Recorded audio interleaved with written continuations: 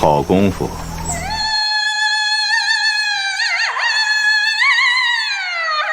Seorang pendekar tangguh dari perguruan bela diri ternama muncul sambil membawa sebuah peti mati. Tak disangka, ia adalah buronan paling dicari dan berbahaya. Sehingga seluruh pendekar dari berbagai penjuru dikerahkan, bahkan dibayar mahal hanya untuk membunuh dan membawa jasadnya. Mengapa ia begitu diburu? Inilah kisah selengkapnya. Di sebuah keluarga bangsawan, terdapat 3 bersaudara yang hidup dalam kerukunan dan keharmonisan. Anak pertama bernama Shen Yi, kedua adalah Long Buran, dan si bungsu bernama Ye Liang. Ketiganya memiliki sifat dan karakter yang berbeda. Hingga sampai pada suatu hari, kedamaian pun berubah menjadi permusuhan hanya karena rakusnya salah satu dari mereka. 师兄，你别装了。 哟，他可真偏心呐、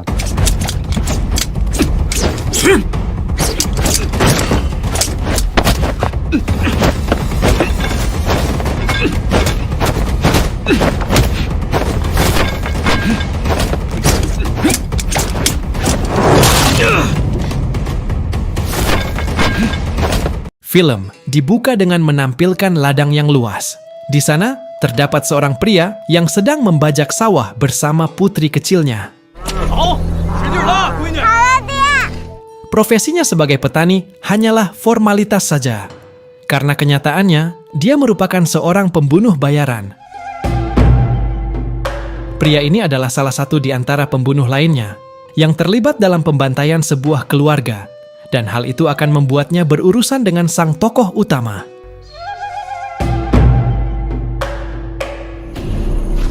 你是谁？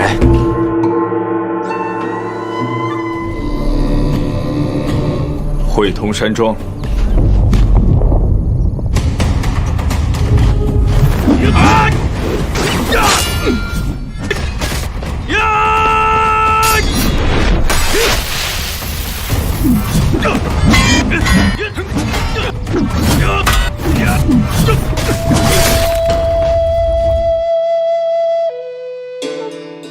Di tempat lain, dibutakan oleh harta dan kekuasaan politik, membuat Buran sampai membantai keluarga kakaknya sendiri. Selain iri hati, ia juga takut jika Shen Yi membocorkan nama-nama pejabat korup yang akan menghancurkan karirnya. Dari pembantaian itu, satu-satunya yang disisakan hanyalah Yan Yi. Karena rumornya, Shen Yi menyimpan daftar nama pejabat korup pada anak perempuannya secara rahasia. Sebagai seorang paman, Ye Liang pergi dari perguruannya untuk menyelamatkan Yan Yi. Berbekal sebuah pedang dan kemampuan bertarung, Ye Liang mendatangi Buran seorang diri. Dengan membawa peti kosong, Ye Liang mendatangi markas Buran dan dihadang oleh penjaga.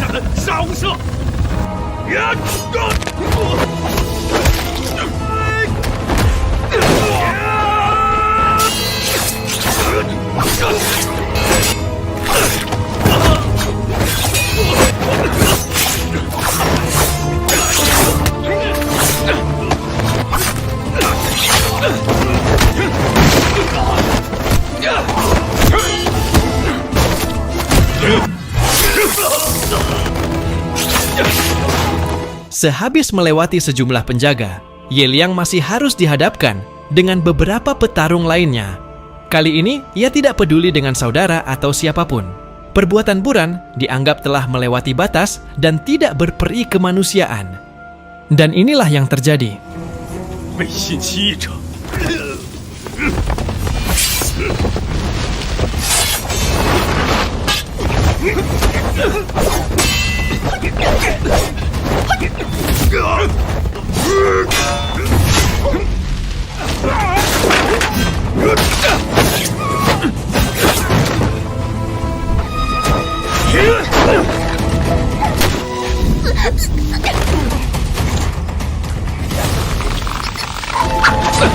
Setelah berhasil menyelamatkan Yan Yi, kini Ye Liang difitnah sebagai penculik dan pembunuh keluarga Shen Yi.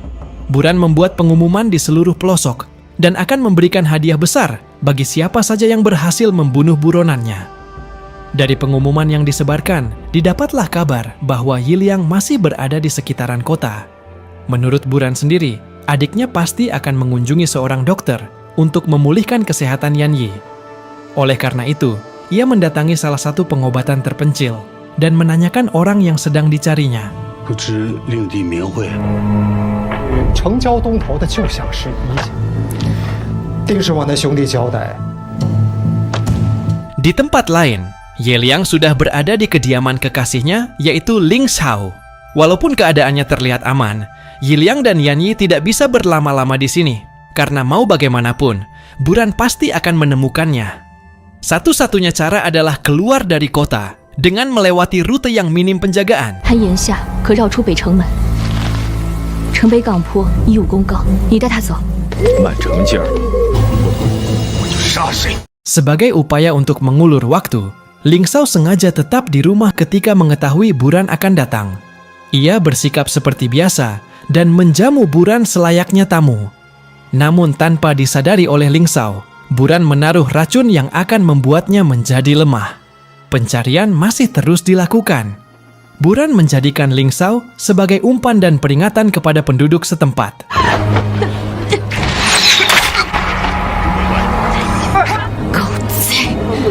Beberapa saat kemudian, Yiliang kembali untuk menyelamatkan Ling Xiao dan menyuruhnya agar segera pergi bersama Yan Yi.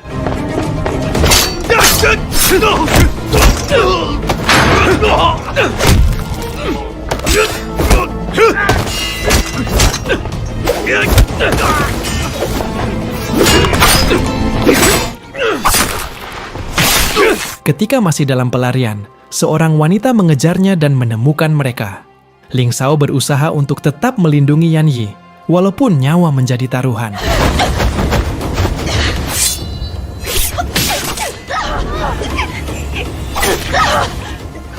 Saat itu, Yiliang pun datang. Ia berhasil menghabisi wanita tersebut, namun terlambat untuk kembali menyelamatkan kekasihnya. Di lain tempat, sebagai pemimpin balai kota, Buran semakin angkuh dalam memerintah. Ia tidak segan-segan menghabisi siapapun yang berbeda pendapat dengannya. 你说说，别想在我家大人这边谋出路了！ Pencarian dan penjagaan terus ditingkatkan guna mencegah Yiliang melarikan diri. Bahkan sekarang, hadiah diperbesar menjadi 2 kali lipat. 黄金万两。 Seperti layaknya film John Wick, kini Yiliang menjadi manusia paling diburu. Para pembunuh bayaran dari berbagai tempat saling berlomba untuk mendapatkannya.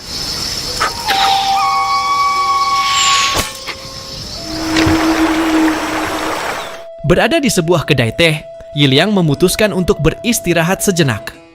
Insting seorang kesatria memang tidak pernah meleset. Dari pertama datang, semuanya tampak biasa. Namun Yiliang mulai mencurigai orang-orang di sekitarnya.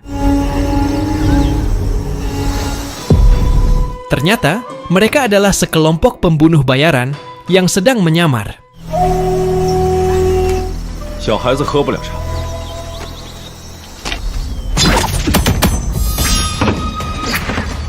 Dengan sigap, Yiliang menghunus pedangnya dan menghabisi mereka satu persatu.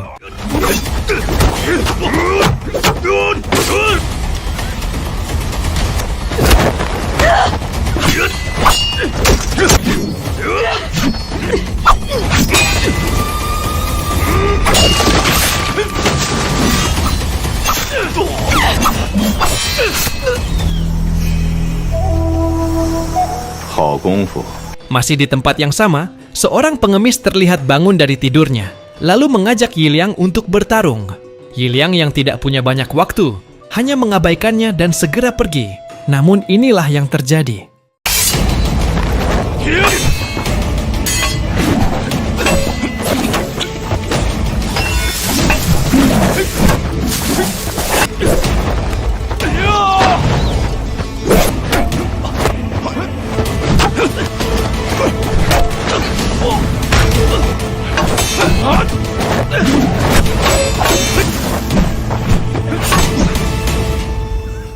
Dia bukanlah orang sembarangan. Pengemis ini adalah Li, seorang ahli bela diri dengan kemampuan tingkat tinggi. Semenjak kehilangan anaknya, hidup Li menjadi berantakan dan dipenuhi rasa bersalah. Karena itulah, dia tidak mau menghabisi Ye Liang yang sedang melindungi seorang anak kecil. Dia lebih memilih membiarkannya dan akan pergi menemui Buran. Ketika sedang menemui Buran, ia tewas oleh Wang Bu hanya dengan menunjukkan sebuah mainan anak kecil. Sehebat apapun kemampuannya, Li akan menjadi lemah jika dihadapkan oleh hal yang berkaitan dengan anaknya. 这是江湖前妻，这是江湖第七啊！ 叶良岂能是 Dari beberapa pembunuh bayaran yang disewa, tidak ada satupun yang berhasil menandingi Yi Liang. Lalu, Buran pun mengandalkan Wang Bu untuk mendapatkan keinginannya. Dulu, Wang Bu adalah kakak seperguruan Yi Liang, namun sifatnya yang pembangkang membuatnya dikeluarkan dari perguruan. Kali ini, ia memiliki niat jahat dan licik demi mendapatkan hadiah yang besar. Salah satu keahlian Wang Bu adalah menyamar dan membuat racun yang sangat mematikan. Dengan keahliannya itu, ia mulai mengelabui gurunya, bahkan melemparkan racun.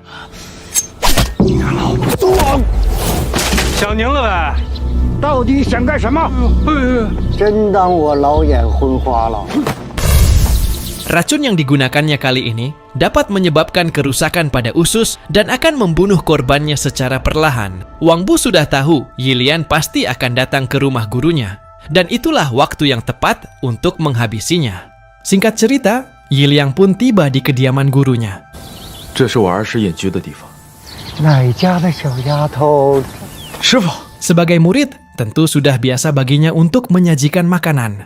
Namun, saat itu tingkah sang guru seperti tidak biasa, hingga membuat Yi Liang mulai mencurigainya. Tanpa disadari oleh Yi Liang, ternyata sewaktu makanan disajikan, Wang Bu telah menaruh racun pada makanannya.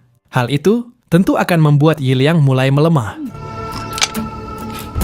师兄，你就别装了。哟，他可真偏心呐、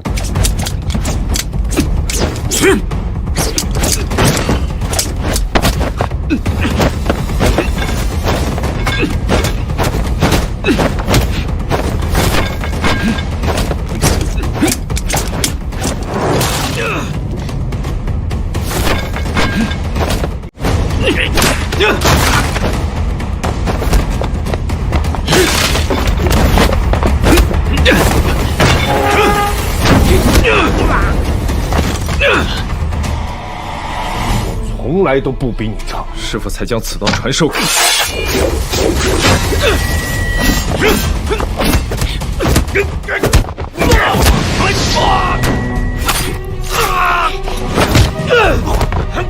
Ketika sedang melarikan diri ke hutan, Wang Bu kembali menghentikan langkah mereka. Di sini, Wang Bu hanya meminta Yi Liang untuk menyerahkan pedangnya saja, karena dengan racun juga sudah cukup untuk membunuh korbannya. 你让师兄转他。 Sebelum pergi, Wang Bu melemparkan pisau, yang membuat mereka berdua terjatuh ke jurang. Wang Bu yang sudah kembali, kemudian menyerahkan pedang Yi Liang sebagai bukti bahwa ia telah membunuhnya. Buran terlihat senang mendengarnya, lalu ia mengajak Wang Bu untuk makan bersama. Nampaknya, Wang Bu tidak lebih pintar dari Buran. Ia tidak sadar jika minuman yang dituangkan adalah racun. Scene ini menjadi pelajaran. Jika ingin kaya, maka jangan terlalu percaya kepada manusia. Apapun itu, tetaplah sedia payung sebelum hujan.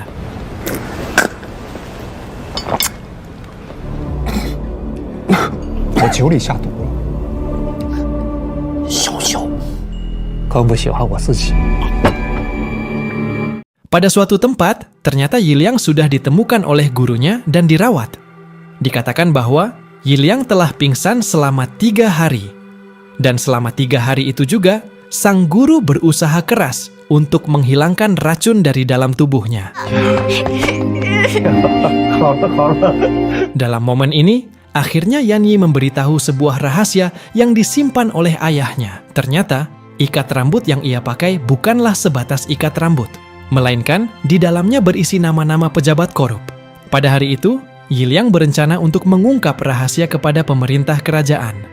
Kebetulan, dalam waktu dekat, utusan dari kerajaan akan datang ke balai kota.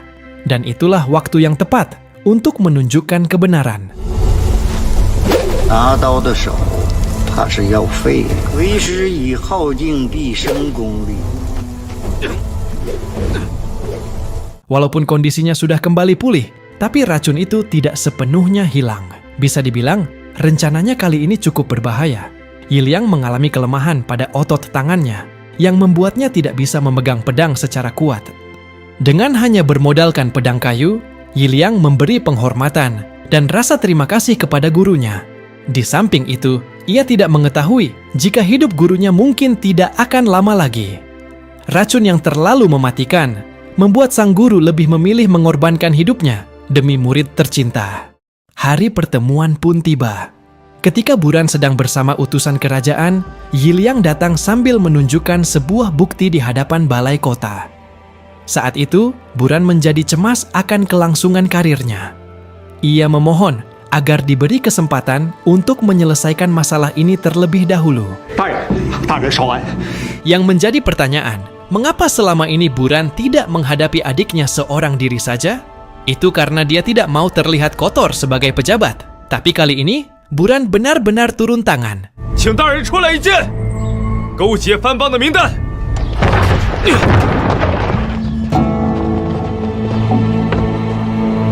这棺材 Ia akan menghabisi adiknya sendiri apapun caranya. 来吧！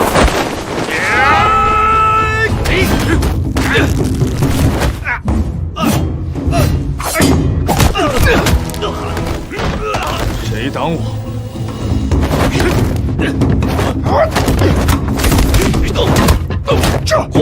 Ketika dalam pertarungan, ia berhasil mendapatkan pedangnya kembali. Selama pertarungan berlangsung, Yiliang tidak sepenuhnya menggunakan keahlian bela diri yang dimiliki. Ia sadar akan kelemahannya. Oleh karena itu, Yiliang menggabungkan sebuah teknik dari gurunya dalam menghadapi tipe petarung seperti Buran.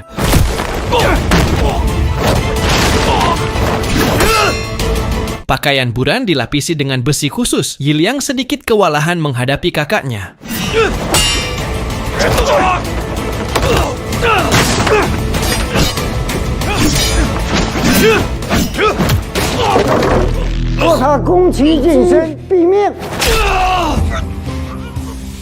Misi telah diselesaikan. Walaupun catatan rahasia gagal terungkap, tetapi setidaknya Yiliang telah menyingkirkan salah satu pejabat kejam yang meresahkan. Yiliang pun kembali menemui Yan Yi dan memberikan penghormatan terakhir kepada gurunya yang sudah tak bernyawa. Mohon maaf sebelumnya, pada video kali ini saya merasa kurang optimal dalam membawakan alur cerita. Berbeda dengan video-video saya sebelumnya yang selalu saya sajikan secara maksimal. Ini dikarenakan kondisi saya yang sedang sedikit demam. Saya berjanji, hal seperti ini tidak akan terulang lagi di masa mendatang.